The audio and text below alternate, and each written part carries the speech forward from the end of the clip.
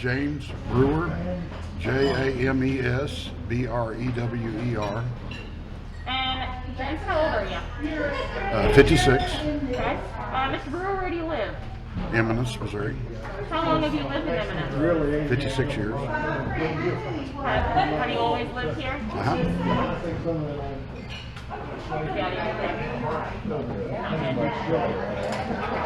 Before I go any further, can't be held against me in a court of law, right?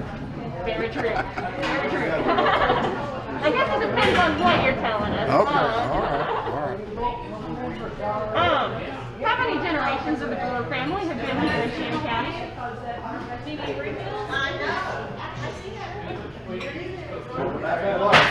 Nice meeting you guys. I guess it would be 6.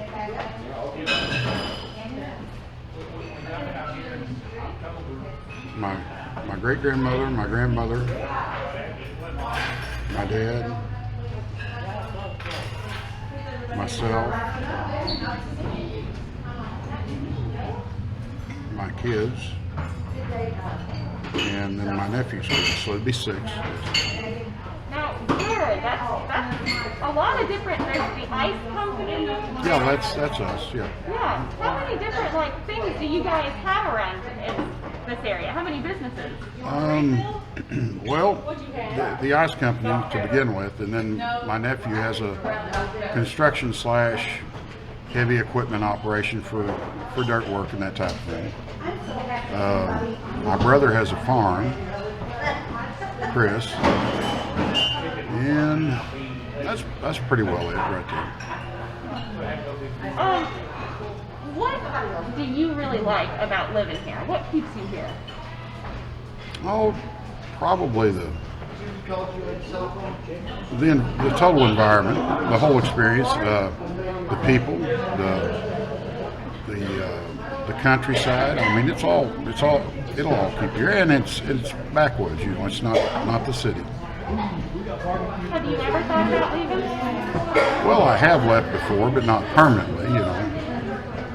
Went to college for a little while, and I've worked away for a little while, short periods of time. But it's always nice to come back home. When you come back home, you see that Shannon County sign. It's just like a weight's lifted off of your shoulders, when you get it.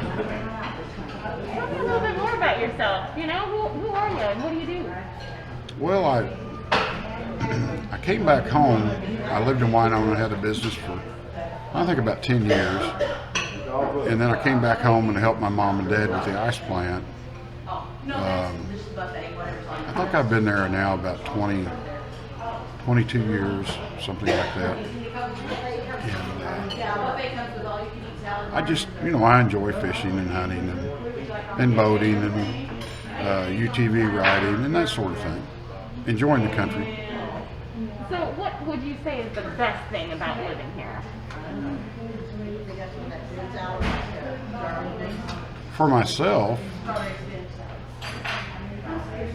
being able to enjoy the outdoors with my friends and family, doing things together outdoors, the rivers, the hills, just that sort of thing.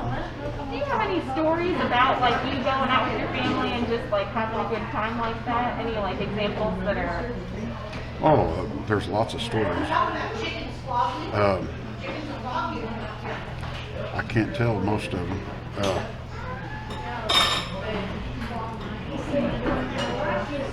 Well, we had we do a lot of ATV, UTV riding around here, and we really enjoy that. And we always go with.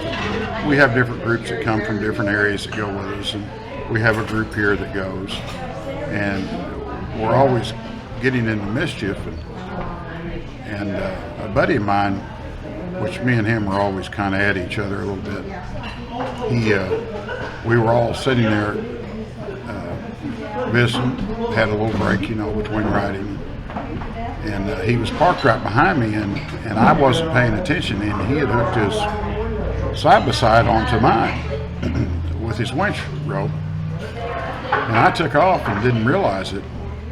And my daughter was with me, and I told Sarah, I said, something's not right here. I I said, this thing's not working right. I had pulled him over a mile before I realized that I was pulling him. Of course, everybody on the ride knew it but me. And that was funny. And there's many other stories. What is it like to run a business here? Well, it's definitely seasonal for our type of business, mainly seasonal. We have business year round, and most businesses here rely on the summer months between May and October. October's the last trail ride, and you definitely have to make the most of it during those 6 months, basically, that you can really make a good living and live on the proceeds for the rest of the year, hopefully. But, and you have other issues. Well, if you guys came across the bridge, you saw the river. And I don't know, I haven't seen it this morning, so it's probably gone down. But the river is an issue for all the businesses along the river. Because when that river gets up, it can wash cabins away, it can wash picnic tables away, it can wash your business away. And as a side note, don't pay any attention to that guy. What would you say is the hardest thing about living here? Well, probably the economy. We're the poorest county in the state. If you don't own a business, you either have to work for the state, for the school system, for the park service, and if you don't work for those, you're working for someone else, unless you have your own business, of course. And it's just hard to make a living. These old hills you don't see a whole lot of good ground in these old hills. Would you say that the Ozarks in general is like a special place, a unique place? I would say yes, very much so. Why do you think that? Well, myself, it's the beauty of the area. You can't find anywhere, as far as I'm concerned, as beautiful as this area. There's a lot of other beautiful places in the country, but I think that Shannon County is one of the most beautiful. To give you an example, a friend of mine, his dad was a park ranger here, and he lived here for years, and he was in my class about 10 years ago. I don't remember, 10 or 15 years ago, we had a class reunion, and he said, James, he said, I've been everywhere that I can think of in the world that I thought was beautiful, and he said, when I come back here, this is always it. And that's the best description that I know of. And there's so many places to describe here, it would be hard, but it's just beautiful. What about the characteristics of people in the Ozarks? Do you think that they're unique people? Oh yeah. Not so much now as it was 30 or 40 years ago, because there have been more people move in, times have changed, but we're still a unique people. Some people call us hillbillies, and I guess we would fit that description pretty good. What do you think a hillbilly is? Oh, just living off nature mainly, making things work with what you have. I don't think I know of anyone that still has an outhouse, but it's not been too many years ago. Well, I take that back. He does.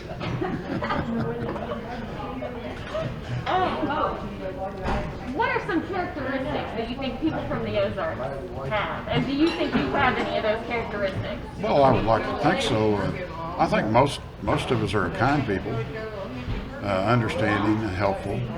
If somebody needs help, most of the times the community pitches in and helps. Is there an example of that you can describe? Oh, well, a lot of your sicknesses, when somebody comes down with cancer and that sort of things, people will chip in and, to give you an example, a friend of mine he had to have his, not his spleen, his kidney removed. And we all chipped in. He didn't have a job. He didn't have insurance. He did get Medicaid, but we all chipped in. We probably raised probably $2,500, $3,000 just to help him get by, you know, in those times, and that's the kind of things that go on here. And there's a lot of other examples. That was just one that I thought. Is there something that your family has done that you passed on to your kids? Well, probably the work ethic. Working, you know. I mean, I started mowing yards when I was 12 years old, and my daughter and my stepson, we all started working young. I started them at 12, 13 years old, and that was the main thing in our family, is just working and getting things done, whatever had to be done. My grandmother had, at the farm and alley, she had, I think, 2 acres of ground for a garden. I mean, that's a huge garden, but they lived off of the garden, you know. They had all their spices in the garden, they had all their vegetables. I mean, this was a huge garden. And that's how we started. That's when I really started working in the garden, helping her. And but that's just the way it is. It's a work ethic, and it's that way everywhere. Do you still have your own garden? Do you garden at all? I don't. I'm not the best in the world. The last couple of years I've tried to raise some tomatoes. I've not done any good. What keeps you going every day? I don't know. I don't work as much as I used to, but we just have to go. You have to make a living, and that's the main thing. You got to make a living, and I enjoy it. I enjoy meeting people and talking to people. It's in our business, I think we're over, I think 12 counties maybe, and actually in Arkansas. So I mean, we meet and greet a lot of people in our business, and then I enjoy that. But as far as what keeps us going, I guess it's just the way it is, I guess. Where do you think Shannon County will be in another 40 years? That's a good question.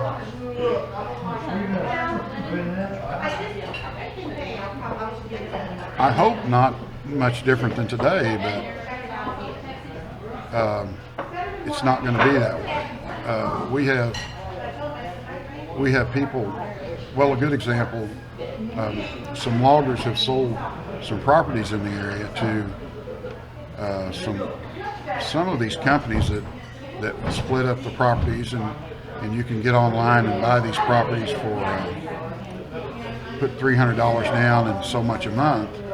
And a lot of these folks come down with nothing sometimes and start homesteading, kind of. There are no wells out there, no electricity, and then I see other people coming here to buy property that have the ability to. Everybody is coming out of the city. Everybody wants out of California, Illinois. Those are your biggest areas that want to come to Shannon County. I was actually out by Chalk Bluff here 6 months ago, and I saw a truck from Maine. People looking for property all the way from Maine. You know, it's crazy, absolutely crazy. But by saying that, what I'm saying is I don't know how that's all going to integrate, because you're putting more people in the mix with the original people here. So things change sometimes, you know. And business is going to change too, because last year Eminence had the biggest year, to my knowledge, it's ever had, due to COVID. Or that's what I attribute it to, because they came mainly from the St. Louis and Illinois area down here, because they couldn't fly anywhere, couldn't go anywhere, so they came down here. And every business person I've talked to said they had a banner year, the best year they've ever had. And I suspect this year is going to be the same. We'll see, but I think it will be. And another thing, those extra people that came down might have been their first trip here. They may have not realized this beautiful place was here. So that makes a difference. Is there anything that you just want folks to know, either about you or about Shannon County in general? Well, the main thing is it's a beautiful place to come visit. Would be my most thing I would say.